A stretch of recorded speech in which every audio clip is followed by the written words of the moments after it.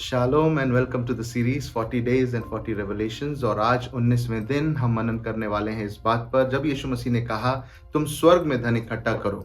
जब हम पढ़ेंगे मत्ती रचित सुसमाचार और उसके 6वें अध्याय और 20वीं आयत में तो वहां लिखा है, यीशु मसीह ने कहा परंतु अपने लिए स्वर्ग में धन इकट्ठा करो, जहां ना तो कीड़ा और ना काई बिगाड़ते हैं, जहां चोर ना सेंध लगाते और ना चुराते हैं, क्योंकि जहां तेरा धन है वहां तेरा मन भी लगा रहेगा। और धन हम कब इकट्ठा करते हैं? जब हम कहीं काम करते हैं। अगर हम बात करें इस दुनिया में, जब हम काम करते हैं, जब हम जॉब्स पर होते हैं या बिजनेसेस करते हैं, तो हम इस पृथ्वी के धन को इकट्ठा करते हैं। लेकिन जब हम खुदावंद के घर में काम करते हैं या उसके खेतों में काम करते हैं, जैसे उसने कहा, तब हम स्वर्ग में धन इकट्ठा करते हैं।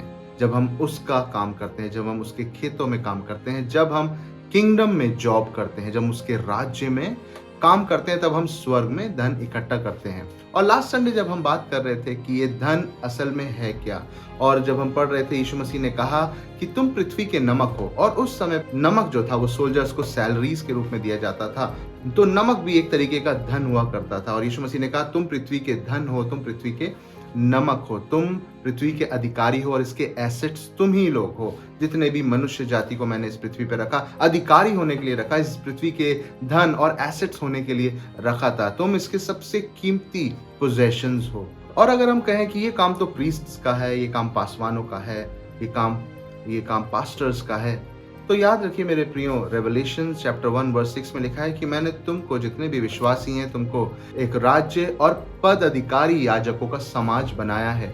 और यही बात जब हम निर्गमन और उसके 19वें अध्याय और 5वीं आयत से पढ़ते हैं, तो वहां पर परमेश्वर ने मूसा से कहा, इसलिए अब यदि तुम निश्चय मेरी मानो और मेरी वाचा का पालन करोगे, तो सब लोगों में से तुम ही मेरा निज धन ठहरोगे।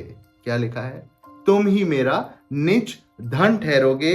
समस्त पृथ्वी तो मेरी है और तुम मेरी दृष्टि में याजकों का राज्य और पवित्र जाति ठहरोगे। तो जब हम पदाधिकारी याजक हैं, तो क्या ये हमारी जिम्मेदारी नहीं कि हम याजकों का काम शुरू कर दें, एक प्रीस्टली ड्यूटी हम करना शुरू कर दें? और प्रीस्टली ड्यूटी पहले तो हम परमेश्वर के लिए करते हैं, और वो ये है कि जब रोमियो और उसके 12वें अध्याय 1 आयत में हम पढ़ते हैं, तो वहां लिखा है कि तुम अपने शरीरों को जीवित पवित्र भवता और बलिदान करके चढ़ाओ, यही तुम्हारी आत्मिक सेवा है।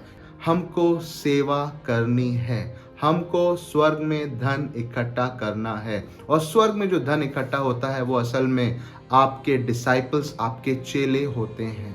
आपका धन जो स्वर्ग में इकट्ठा होता है वो आपके बनाए हुए चेले होते हैं, जो आप यीशु मसीह में जिनको बढ़ाते हो, जिनको आप आत्मिकता में मजबूत करते हो, जिनके परिवार के साथ आप हर तरीके से खड़े हो जाते हो, सबसे पहले प्रार्थनाओं में। और वैसे ही काम जो यीशु मसीह ने किए थे आपके थ्रू, वो भी सीखने लगते हैं। जब आप उनके ऊपर हाथ रखते हो, जैसे पौलुस ने हाथ रखे और वो आत्मा के अभिषेक को पा जाते हैं, ऐसी प्रीस्टली ड्यूटीज आपके और मेरे पास है कि हम अपने धन को इकट्ठा करें। और मेरे प्रियो, मैं फिर कहूंगा, ये धन लोग हैं, ये धन विश्वासी लोग हैं, ये धन आपके बनाए हुए चेले हैं। याद रखिए, जहां आपका धन होगा वहीं आपका मन होगा। आपको हमेशा अपने धन याद आएगा कि जो मेरा चेला है वो इस वक्त क्या कर रहा है, सब कुछ ठीक तो है उसके घर में, कि फिजिकल लाइफ कैसी चल रही है, उसकी मेंटल लाइफ कैसी चल रही है, उसकी स्पिरिचुअल लाइफ कैसी चल रही है, उसकी सोशल लाइफ कैसी चल रही है। तो मेरे प्रियो, ये सिर्फ एक पास्टर का काम नहीं है, लेकिन हर एक विश्वासी का काम है,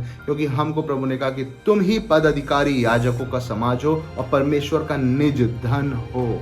जब तुम निज धन हो, उसी धन का इस्तेमाल करके और धन को बनाया जाता है। जब खुद धन हो तो उस धन को बो के, उस धन का इस्तेमाल करके और धन को कमाया जाता है, और चेलों को कमाया जाता है, और परमेश्वर के बेटे बेटियों को बढ़ाया जाता है, और उस अनंत जीवन के लिए उनको तैयार किया जाता है, ताकि हम और आप, जैसा लिखा है कुलोसियों उसके 1 अध्याय और 28वीं आयत में पौलुस कहने लगे, जिसका प्रचार करके हम हर एक मनुष्य को चेतावनी देते हैं और सारे ज्ञान से हर एक मनुष्य को सिखाते हैं कि हम हर व्यक्ति को मसीह में सिद्ध करके परमेश्वर के सामने उपस्थित करें। और आपका और मेरा धन सही तरीके से स्वर्ग में इकट्ठा हो, यही आपकी और मेरी ड्यूटी है। और इसीलिए हमको चिंता हमेशा रहेगी कि क्या हमारा सेविंग्स अकाउंट जो स्वर्ग में है ठीक चल रहा है, क्या उसमें पर्याप्त धन है, क्या उसमें उतने डिसाइपल्स हैं कि मैं कह पाऊँ, सच में पिता, मैंने आपके फील्ड्स में, आपके खेतों में काम किया और मैं जानता था कि खेत पक चुके थे और मैंने उसमें सेवा करी,